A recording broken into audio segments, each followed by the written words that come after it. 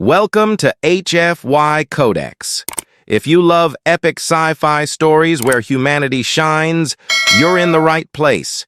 Don't forget to like, comment, and subscribe for thrilling HFY adventures. Join us and be part of the journey. The whisper in the dark. The rain on the station streets was not water. It was acid mist, falling in thin, stinging drops that hissed when they touched the metal floor. Ethan Cross kept his hood low and his breathing mask tight, walking quickly through the market district of the Edgeworld trade station. Above him, flickering neon lights painted the mist in strange colors. Alien voices called out from shadowed stalls, and the air was heavy with the smell of rust and oil. He had just finished a small job, delivering parts for a shipyard mechanic, and now he was heading back to his freighter. Ethan wanted nothing more than to be off this world before night came. The station had a reputation. People disappeared here, and no one asked questions. As he turned into a narrow side street, he felt it, a small tug on the sleeve of his coat. He looked down and saw her. She was tiny. No older than 6 or 7 in human years, her skin glowed faintly, a soft blue light that pulsed like the rhythm of a heartbeat.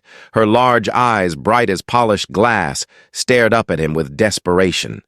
She clutched his sleeve with trembling hands and whispered so soft he almost didn't hear it, "Please, be my dad.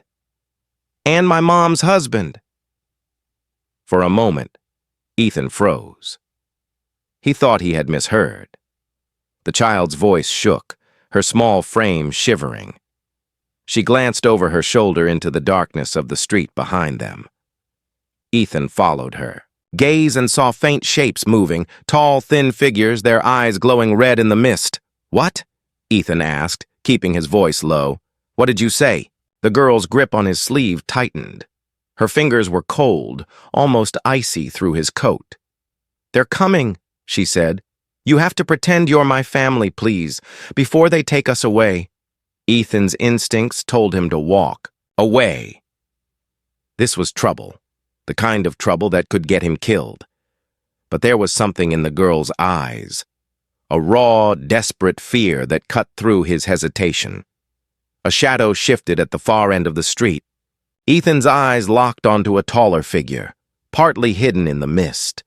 The figure didn't move closer, but even from here he could feel the weight of its gaze.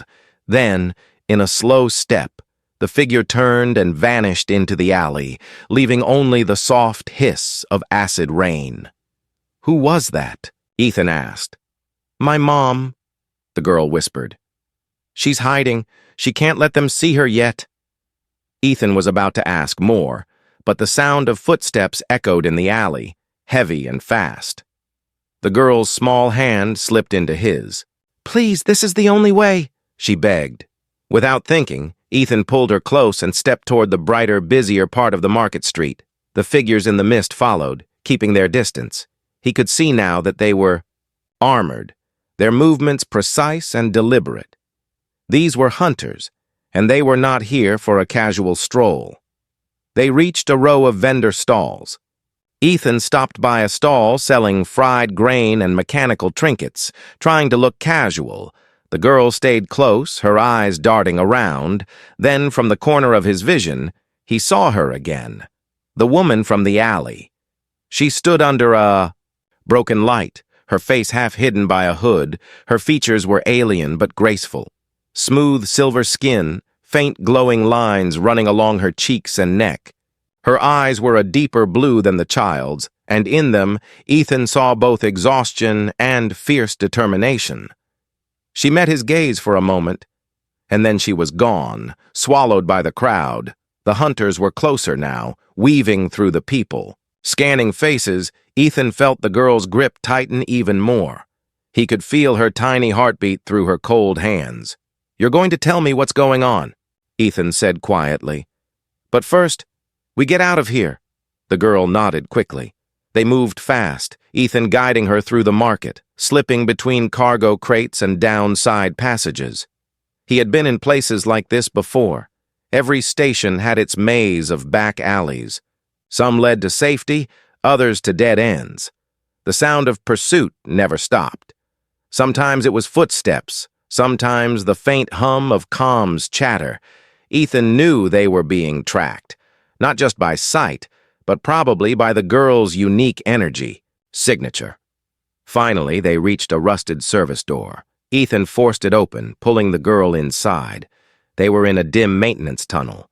The air was warmer here, the smell of damp insulation filling his lungs.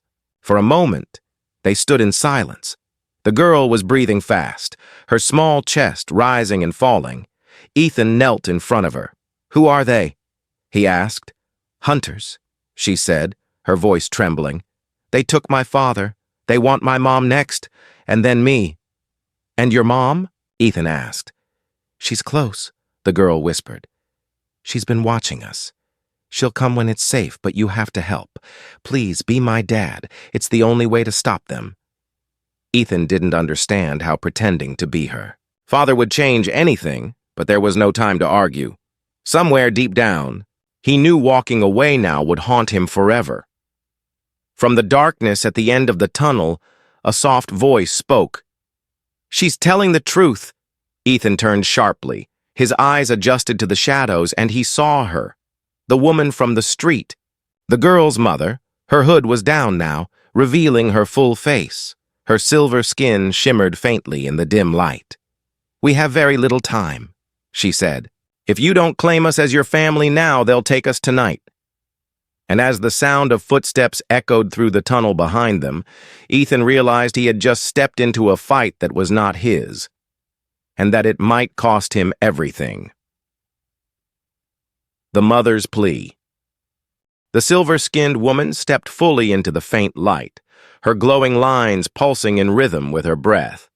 She was tall, graceful, but her shoulders carried the weight of someone who had been running for far too long.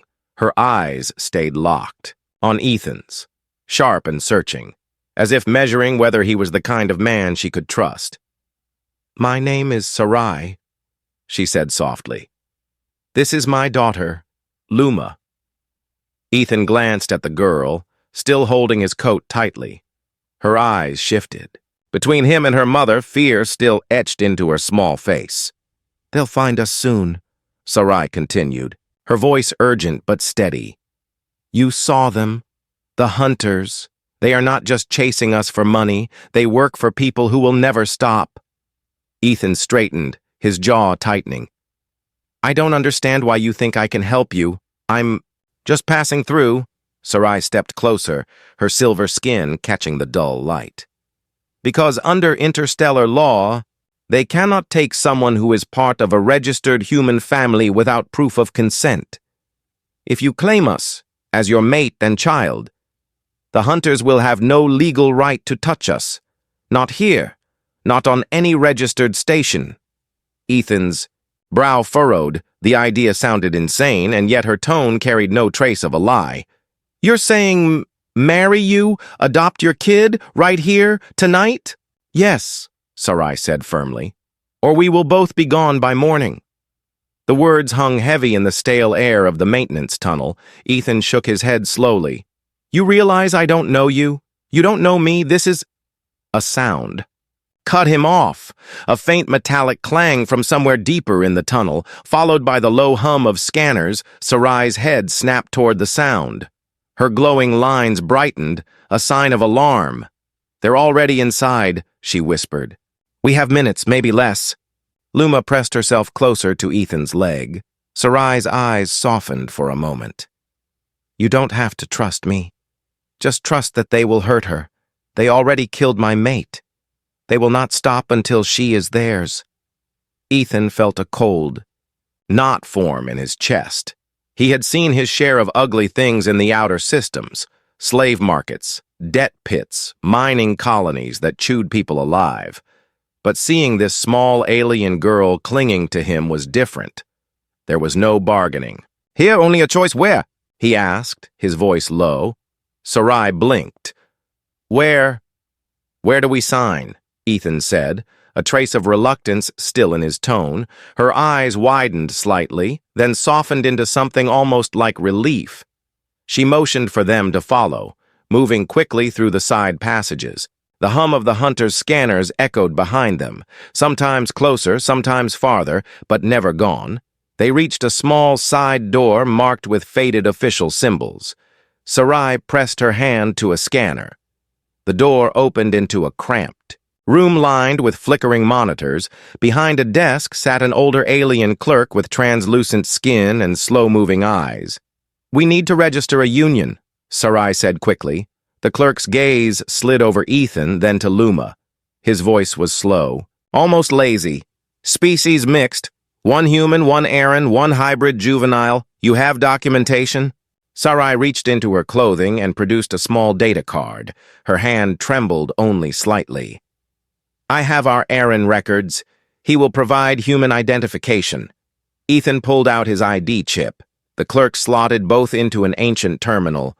His fingers tapped at a glacial pace, each keystroke feeling like a lifetime. Through the small window, Ethan caught a flicker of movement, shadows passing under the hallway light. He clenched his fists, keeping himself from pacing. Finally, the clerk printed a thin strip of hollow paper. He handed it to Sarai, then to Ethan. "Sign," he said simply. Ethan scrawled his name in the glowing space. Sarai followed. Her script was elegant, flowing, almost ceremonial. The terminal beeped softly. "Union registered," the clerk said. "Child adoption confirmed under mutual consent. You are now recognized as family under the Concord." The words had barely left his mouth when Sarai took Ethan's arm and pulled him toward the back exit. Luma kept hold of his coat. The cold air outside hit him immediately, along with the sight of two hunters standing at the far end of the alley. Their red eyes scanned the trio, pausing on Luma. One of them took a step forward but then stopped. Their gaze shifted to Ethan, and for the first time, there was hesitation. "You've made this harder than it needed to be, human," one of them said, their voice metallic and hollow. "But we will be watching. Your papers won't protect you forever." They turned and melted back into the mist, leaving behind a trail of faint red light. Ethan let out a slow breath he hadn't realized he was holding. Sarai's hand was still gripping his arm. She released it slowly, looking at him with a mix of gratitude and something else he couldn't quite name. "Thank you," she said quietly. "I know this was not your fight, but now it is." Ethan met her gaze, seeing the truth in her words. Whatever he had just signed, it was more than paper, more than law. He had stepped into a world that would not let him leave easily. And as Luma's small hand tightened around his, he knew there was no turning back. The paper marriage. The air inside Ethan's freighter was warmer than the streets outside, but the tension followed them in like an unwanted shadow. Sarai stepped through the narrow doorway first, her silver skin catching the soft light from the overhead panels. Luma trailed behind her, still holding Ethan's coat like she feared letting go would make him disappear. Ethan shut the heavy door and locked it. His ship wasn't much. A medium hauler patched together from old parts and newer upgrades, it had kept him alive through asteroid storms, pirate raids, and border inspections. But now, standing here with two strangers who were suddenly his family, he wasn't sure if even his ship could keep them safe. The registration papers lay on the metal table between them, glowing faintly. The digital seal of the Concord shimmered in the corner, a mark of legitimacy that meant protection, at least on paper. "You know this doesn't mean anything out in deep space," Ethan said, leaning against the wall. "There's no Concord patrols where I fly. If they catch us in the wrong place—" "They won't," Sarai interrupted, her voice calm but edged with steel. "We'll move carefully. We'll stay ahead of them." Ethan studied her. She carried herself like someone used to giving orders, but there was something guarded in her eyes, something she wasn't saying. Luma climbed into the small bench seat and swung her legs. She looked around the cabin with cautious curiosity. "This is where you live?" she asked. "For now," Ethan said, softening his voice for her sake. "It's not fancy, but it's safe. Sarai sat opposite him, folding her hands on the table. I know you think this was sudden, but there is more at stake than just my safety. The hunters work for a syndicate, one that deals in more than just slaves. Ethan's eyes narrowed. You mean weapons? Contraband? Sarai shook her head slowly. Information, dangerous information, the kind that can topple governments and burn worlds. Ethan didn't like the sound of that. He'd smuggled things before. Food, medicine, the occasional illegal tech part. But nothing that could start wars. You're telling me you've got something they want. I do, Sarai admitted, her voice lowering. And I can't destroy it. If I do, their victims will never see justice. Ethan pushed off the wall, pacing a few steps. Justice isn't worth dying for, and it's sure as hell not worth dragging your kid through all this. Sarai's gaze sharpened. It's not your choice anymore. You signed the papers. That means you're part of this now. Her words landed like a weight on his chest. He hated that she was right. On paper, they were a family, and in the eyes of the Concord, that meant he had a duty to protect them. A soft knock interrupted. Them? Not on the ship door, but on the outer docking hatch. Ethan froze. Sarai's glowing patterns dimmed instinctively. Luma stopped swinging her legs and went very still. Stay here, Ethan said, moving to the small wall console. He flicked the external camera feed to life. The grainy screen showed 2 Concord officers standing outside, helmets polished, identification badges visible. Ethan frowned. Concord. Law enforcement didn't just drop by for social visits. He opened the comm channel. What's the problem, officers? Routine check, one of them said, their voice filtered through the static. We need to verify your recent union registration. Ethan's gut tightened. He'd seen this trick before. Sometimes real officers were bribed to tip off hunters. Other times the officers weren't officers at all. I've got the papers right here, Ethan said, stalling. He muted the comm and turned to Sarai. You trust them? She shook her head once. No. Ethan considered their options fast. If they opened the hatch and these officers were working for the hunters, Sarai and Luma would be taken before he could even reach his sidearm. But refusing an inspection could also trigger suspicion. Before he could decide, the outer camera feed flickered. For half a second, the image glitched, revealing one of the officers, turning slightly. Enough for Ethan to catch a glimpse of a faint red glow under the visor. Hunters. Ethan's mind snapped into action. Engine prep now, he barked. Sarai grabbed Luma and moved toward the crew seats. Ethan powered the ship's systems, the hum of the reactor filling the cabin. The knock on the hatch turned into a heavy pound, followed by the hiss of cutting tools. They were trying to burn through. Ethan lifted off before the clamps had even fully released. The ship shuddered violently, scraping against the docking ring. Warning lights flared across the console, but he didn't slow. The station spun away outside the viewport, acid mist streaking past as they broke free. Sarai strapped Luma in, her own hands steady even as the ship jolted. She looked at Ethan, her voice calm. They'll chase us now.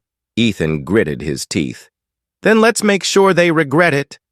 As the freighter's engines roared into full thrust, the registration papers still glowed faintly on the table, a reminder that their paper marriage had just become a blood oath. Whether they wanted it or not, secrets beneath the skin. The hum of the freighter's engines filled the cabin like a heartbeat, steady but tense. Ethan kept one hand on the controls and one eye on the rear scanners.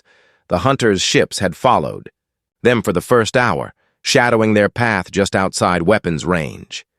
Now, the scanners showed empty space, but Ethan knew better. Hunters didn't give up. They waited. They stalked.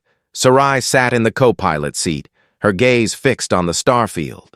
Ahead, Luma was asleep in the back, curled up under a blanket, her small breath steady.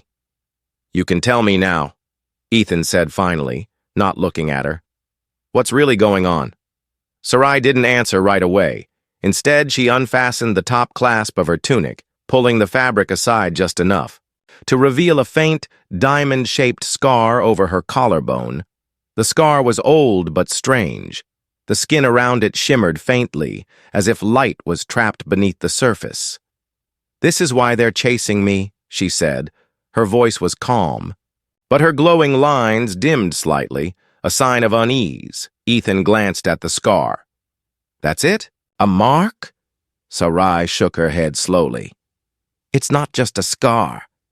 It's an access port. Beneath it is a crystalline data core fused to my body. It carries the evidence I told you about, recordings, transactions, faces, names, everything. The syndicate has done. Every person they've taken," Ethan swore under his breath. "So you're carrying proof they've been running a slave empire, and it's inside you." "Yes," Sarai said. "The data is encrypted. Only my biosignature can open it. That's why they can't just kill me. They need me alive, at least long enough to get what's inside." Ethan sat back, his mind working fast. "And the kid? Luma?" Sarai's gaze softened for a moment. "She's my daughter. She's all I have left, but she's also insurance. If they can't take me, they'll take her and use her to force me to comply." The thought made Ethan's jaw tighten. He'd seen threats before, but this was worse. It wasn't just about money or territory, it was personal. "You should have told me this from the start," Ethan said. "You would have walked away," Sarai replied, meeting his eyes. "And we'd be dead by now." He couldn't argue with that. He also couldn't shake the image of the little girl holding his coat in the rain, trusting him without a second thought. A sharp beep from the console cut through the tension. Ethan's eyes darted to the screen. A faint blip moving in the darkness behind them. It was small, but too fast for a drifting rock. "They're back," Ethan muttered. He cut the main engines and switched to drift mode, letting the ship coast silently. Through the void.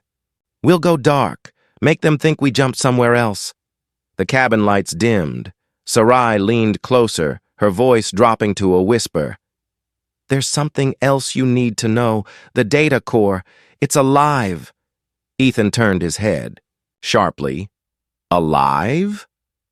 What does that even mean?" "It's an organic crystal," she said.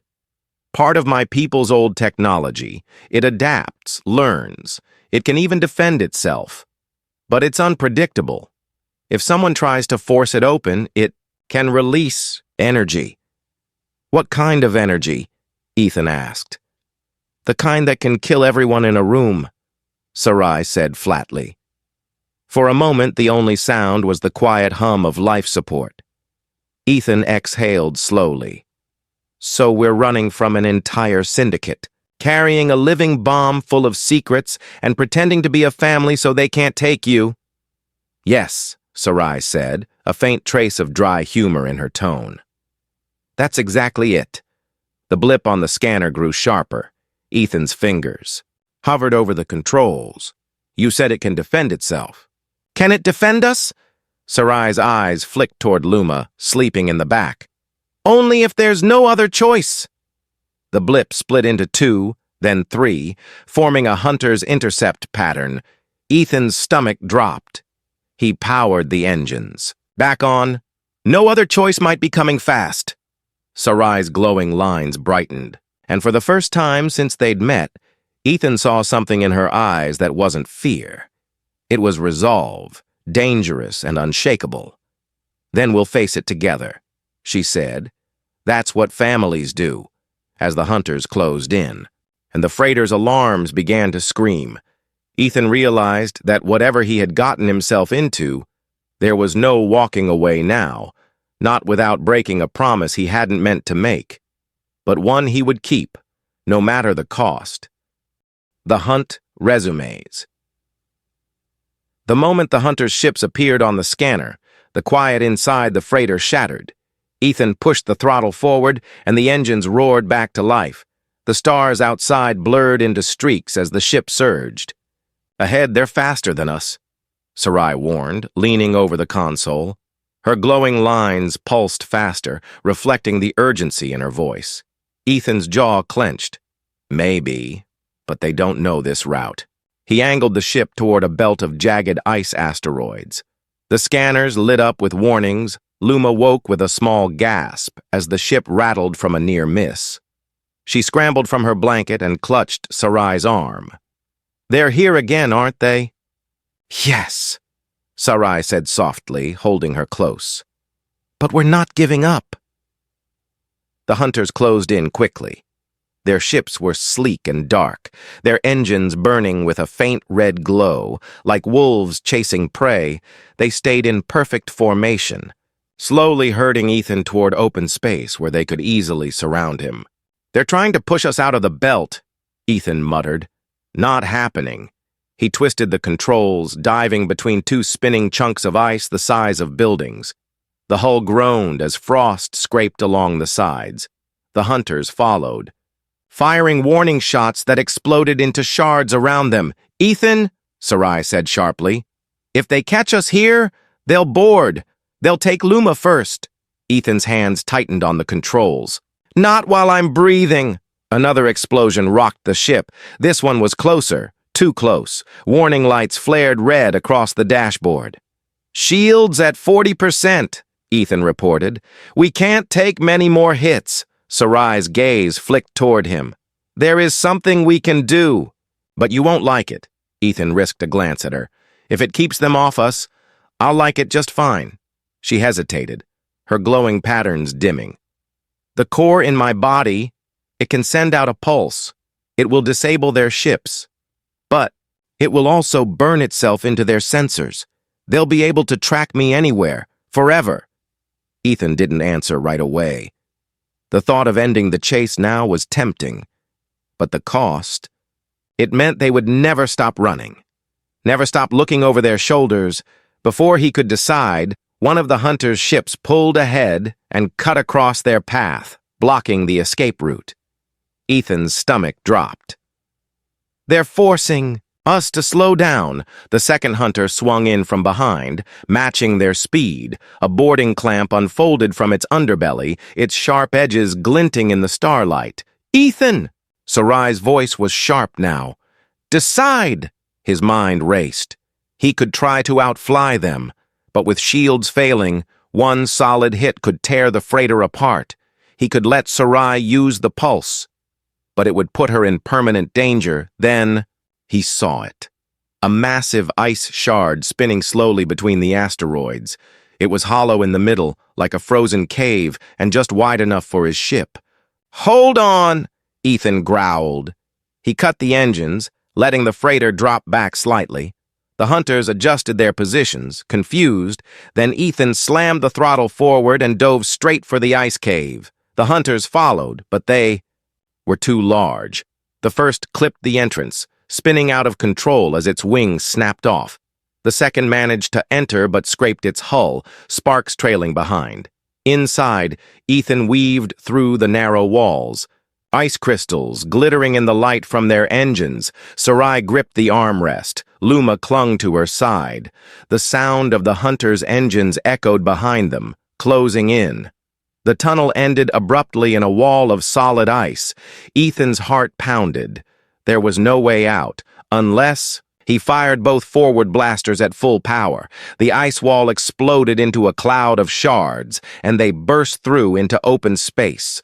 The sudden light blinded him for a second, but he didn't slow. The scanners showed one hunter's ship destroyed, and the other spinning, damaged but still alive. It wouldn't follow for long. But Ethan knew it was only a matter of time before more came. He steadied the ship and set a course away from the belt. The cabin was quiet except for the hum of the engines. Sarai looked at him, her voice low. "You could have let me use the pulse." Ethan shook his head. "And make you a target for the rest of your life?" "No.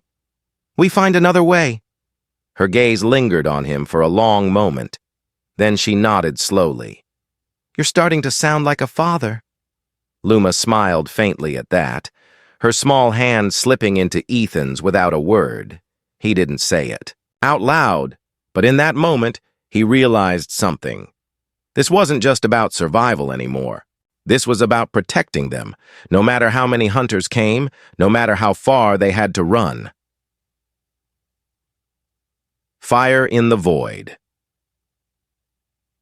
Space stretched ahead, black and endless. But Ethan knew the silence wouldn't last. The hunters had been bloodied, not beaten. Somewhere out there, more ships would already be moving into position. The freighter's engines hummed at cruising speed. Sarai sat in the co-pilot seat, scanning the nav charts for safe zones. Luma slept again, her head resting in a bundle of blankets, unaware of the danger still following them. A sharp ping broke the calm. Ethan's eyes flicked to the scanner. 4 new blips had appeared behind. Them, moving fast, faster than before. They've brought reinforcements, Sarai said, her glowing lines pulsing brighter. They'll surround us this time. No escape routes. Ethan's hands tightened on the controls. We'll make one. The comm unit crackled suddenly. A cold, metallic voice filled the cabin. Human vessel. Power down your engines and prepare for boarding. Surrender the Aaron, female and juvenile. This is your only warning. Ethan muted the channel, his jaw tightening. Not happening. The scanners. Readout showed the hunters splitting into 2 pairs. One group accelerating ahead to block their path, the other closing in from behind. Ethan angled the freighter toward a drifting debris field, the remains of an old mining station that had been ripped apart by an explosion decades ago. You can't go in there, Sarai warned. The radiation... It's patchy, Ethan said quickly. Our shields can take it for a while. Theirs might not. He dove into the wreckage. The freighter weaved between twisted metal beams and shattered cargo pods. Fragments of old machinery floated like frozen corpses. The hunters followed, but their tight formation broke apart. Forced to dodge the debris, one hunter ship clipped a support beam and spun out, flames bursting from its side. The others adapted quickly, firing plasma bolts that lit up the wreckage. Sarai's voice cut through the noise. They're not going to stop firing, Ethan. They'll burn us down in here. Then we hit them first, Ethan said, his eyes locking onto the largest intact. Structure ahead, the old reactor core still glowing faintly. He pushed the freighter's engines to maximum and skimmed past the core. Switching weapons to manual, Sarai realized his plan a second too late. Ethan! He fired. The freighter's cannons slammed into the reactor's outer casing. The glow inside surged violently. A shockwave of energy tore through the debris. Field. The nearest hunter ship was caught in the blast, its hull splitting apart in a bright flash. The other 2 hunters veered away, shields straining against the pulse. The freighter rocked hard, alarms blaring as the wave slammed into them. But the shields held. Sarai gripped the console, her glowing lines dimmed from the stress. You could have killed us. Ethan's voice was calm, steady. But I didn't. The scanner lit up again. The 2 remaining hunters were regrouping, staying just outside weapons range, waiting for a better shot. Ethan knew they wouldn't. Follow him into another trap? Sarai leaned closer, her voice low. If we don't end this now, they'll keep chasing until one of us is dead. You've seen how far they'll go. Ethan looked at her, seeing the resolve in her eyes. He remembered her warning about the data core, that it could defend itself, but at a terrible cost. You're saying we use it? He said slowly. I'm saying it's our last option, Sarai replied. If the pulse hits them here, in open space, it will shut them down long enough for us to vanish. But once I release it, there's no undoing it. They'll know exactly who has the core, forever. Ethan hesitated. The choice felt like stepping off a cliff.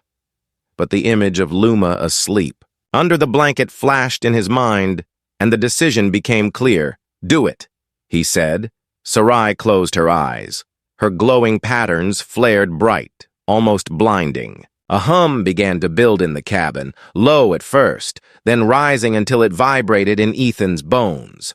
Through the viewport, the hunters moved to attack, their engines burning brighter. Sarai opened her eyes. The light spilling from her skin surged into a sharp, soundless wave. It blasted outward in all directions, invisible yet devastating.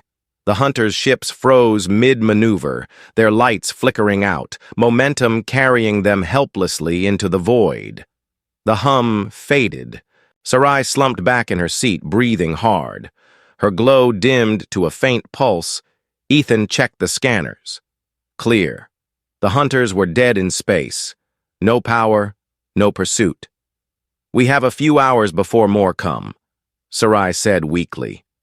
"Maybe less." Ethan set the course for a remote sector, far from patrol routes. "Then we use every minute."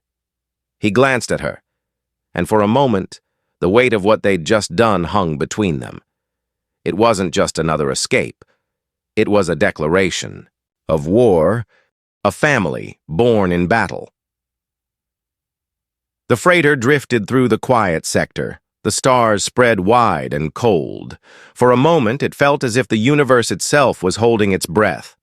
Sarai sat in the co-pilot seat, her glow faint but steady, recovering. From the energy pulse, Luma was awake now, leaning against Ethan's chair, her eyes still wide from the chaos they had left behind. "They'll come again, won't they?" Luma asked softly. "Yes," Ethan said honestly, his voice low but certain. "But we'll be ready." Sarai glanced at him. "You mean you'll be ready?" Ethan shook his head. "No, we'll be ready, all of us." The scanners were clear. For now, but Ethan had flown long enough to know when silence was only the calm before the next storm. He was right. Less than an hour later, a single blip appeared on the edge of the display, moving fast. "One ship," Sarai said, narrowing. Her eyes, "Not a full squad, this is different?" The comm unit lit up before Ethan could speak. A deep, measured voice came through. "Captain Ethan Cross, I am not here to kill you. I am here to offer you a choice." Ethan kept his hand near the weapon's control. "Go on." "You are holding something that belongs to the Syndicate," the voice said. "Hand over the Aaron female and the child, and you will leave this place alive, refuse, and you will not survive the next hour." Sarai leaned closer to the console, her voice cold. "Tell your masters that they have already failed." There was a pause. Then the voice replied, "Then we finish this." The lone hunter ship burst into view, larger than the others, armored, its weapons glowing a deep crimson. It came straight at them, no hesitation. Ethan didn't run. Instead, he turned the freighter toward the attacker. Sarai's eyes widened. "What are you doing?" "Ending this," Ethan said. The freighter's engines roared as they closed the distance. The hunter fired first, plasma bolts streaking past the viewport. Ethan twisted the controls, weaving between the shots. The ship's hull groaned under. "The strain!" "Target the engines," Sarai urged, her fingers flying over the weapons console. The freighter's cannons lit up, sending a barrage of fire toward the hunter. Sparks and fragments flew from the enemy's hull. But it kept coming. A sharp jolt rocked them as a blast struck their side. Alarms blared. Luma cried out but clung to her seat. "We can't match them in firepower," Sarai warned. "We have to outthink them." Ethan's gaze flicked to the asteroid fragments floating ahead, remnants from an ancient collision, sharp, jagged, and unstable. He grinned. "Then let's give them something to think about." He steered the freighter straight into the debris field. The hunter followed, firing relentlessly, but every shot it took shook the fragile rocks around them, sending shards spinning into its path. One massive fragment broke loose, spinning slowly in the hunter's way. Ethan twisted at the last second, skimming past it. The hunter tried to follow but clipped the rock, its shields flaring from the impact. "This is our chance," Sarai said. Her hands moved quickly, locking the freighter's cannons on the exposed section of the hunter's hull. "Fire!" Ethan pulled the trigger. The blasts struck true, tearing into the hunter's side. The enemy ship spun, flames and debris trailing in the void. The comm crackled one last time, the voice now strained. "You think this is the end, human, but it's only the beginning." Then the channel went dead, and the hunter drifted, powerless, into the darkness. Silence filled the cabin again. Luma unbuckled and ran to Ethan, hugging his arm tightly. Sarai's eyes met his. There was no need for words. They both knew this fight was far from over, but they had survived together. Ethan powered down the weapons and set a course away from the battlefield. "We're not just running anymore," he said quietly. "We're going to find them before they find us." Sarai's lips curved into the smallest hint of a smile. "That sounds like something a husband would say." Luma looked up at him, her eyes shining. "And something a dad would do." Ethan felt a warmth in his chest he hadn't felt in years.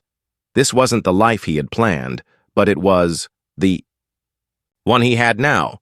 And as the freighter slipped back into the vast, starry void, he knew one thing for certain.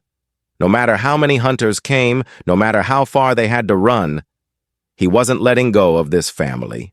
Not now, not ever.